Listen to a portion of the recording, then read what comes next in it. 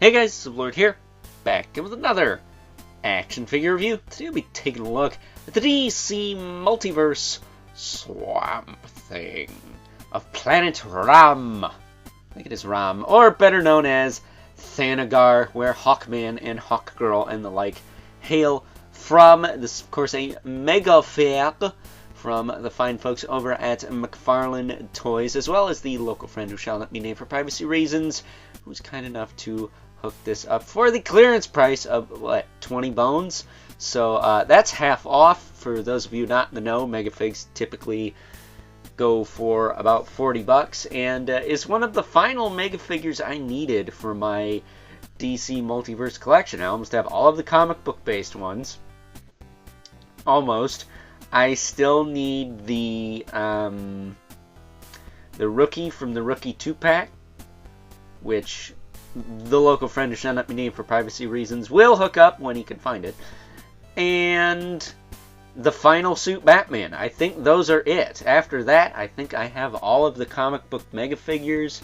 There's an Atom Smasher on a leak list and a 2-pack with the Spectre. We'll see if that comes to fruition or not. But as of right now, comic book wise, I'm pretty caught up. So, very happy about that.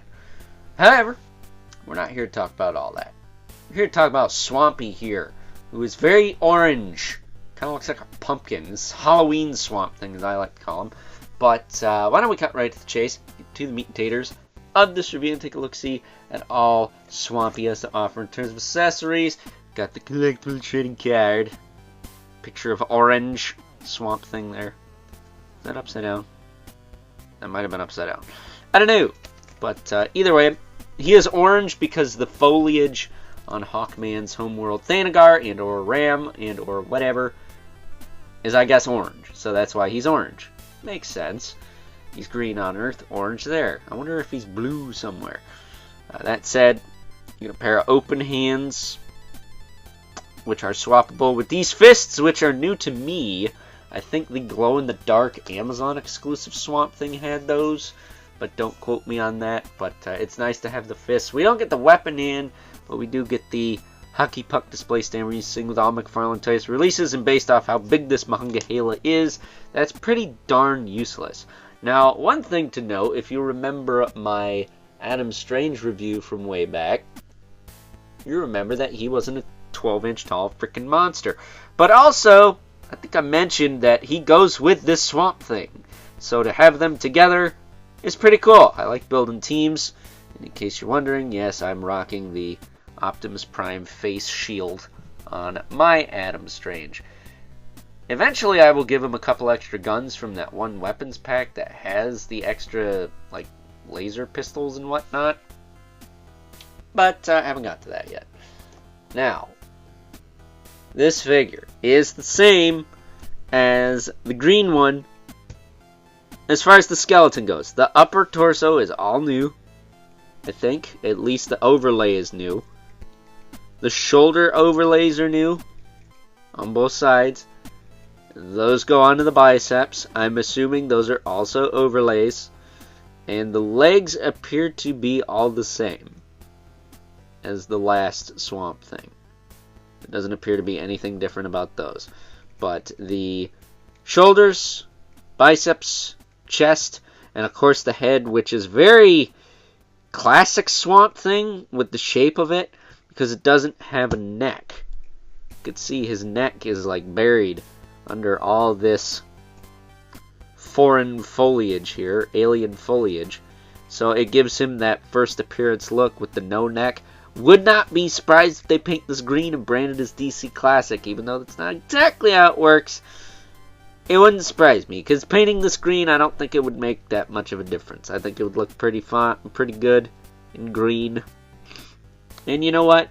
Because I'm really effing stupid, I'd probably buy it again. But before I make fun of myself any further, articulation, his head will rotate. It's a little stiff, but you can get it to work. Look up and down, it'll tilt, all that good stuff. Shoulders will pop up to the side, they'll go back down. He does have a butterfly, beautiful butterfly. Full rotation, bicep swivel, a little stiff on this side. single jointed elbow with a rotation, swivel hinge wrists. I'll say the fist hands are a little easier to get to move than the claws, but that's just me. And I will say, this arm is a little tougher to get the hand out of, so I'd probably heat that up before you go cranking on it. Now his torso, I thought would have had a little bit of tilt, but it just appears to have a twist. So nothing really to write home about there. The waist, on the other hand, does have some twist, but it is very tight, so be mindful of that. It does have some twist. It does have some lean as well. You can get some leaning out of that, but it's not a lot. He's a big dude. What do you expect?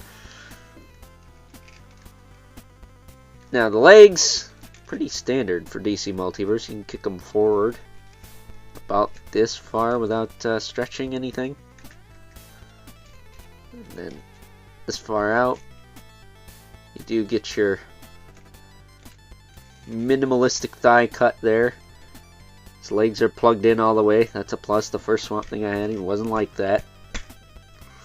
You get your double joint, crunchy arse knees. Yeah, that's as far as I was going to go. That works pretty good. And then you get your ball hinge ankles with rotation, hinge, pivot, and toe joints. That are not the tightest thing, but I'm not having trouble with this guy standing up. He seems to want to stand, so, you know, that's good. Seems like they've tightened up the ankle joint some since the previous release, but, you know, it is what it is. I like it a lot. I think it's cool. For 20 bucks, hell yeah, I think this is a great figure, but, you know, it's not perfect. That said, would I have put it on my top 10 DC figures of last year if I had it? Because he did come out last year. I think I might have. I don't know who he would have knocked off, per se. But I think I might have. I like this version of Swampy. It's different. You know, we don't get Swamp Thing variants very often. Other than, like, stupid ones that make no sense, like glow in the dark and black light. So you could see if your girlfriend left her juices on it. You know, stupid random crap like that. But this, it's in the comics, it makes sense.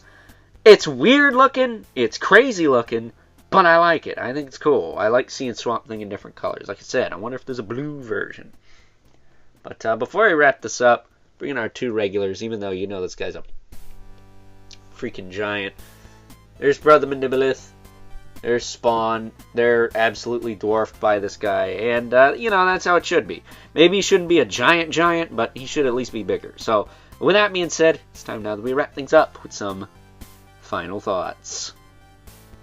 Overall, and aside from the fact that I really, quite honestly, thoroughly enjoy this figure in this reddish-orange color, it would not surprise me in the slightest if the fine folks over at McFarlane Toys put it out in green and call it DC Classic Swamp Thing. It really wouldn't, because of the shape of that head, man. He's got the classic Swamp Thing no neck shape in the head that would work for a classic version of this character. And they have both sets of hands, the open hands and the fist hands. They even have that old weapon accessory that this guy didn't come with, but the first Swamp Thing, I believe it was Rebirth and New 52 with the horns, came with. So, yeah, McFarlane loves to reuse, but, you know, when it makes sense, I'm okay with it too. So, with that being said, hope you guys enjoyed this review. Until next time, I'll catch you guys later.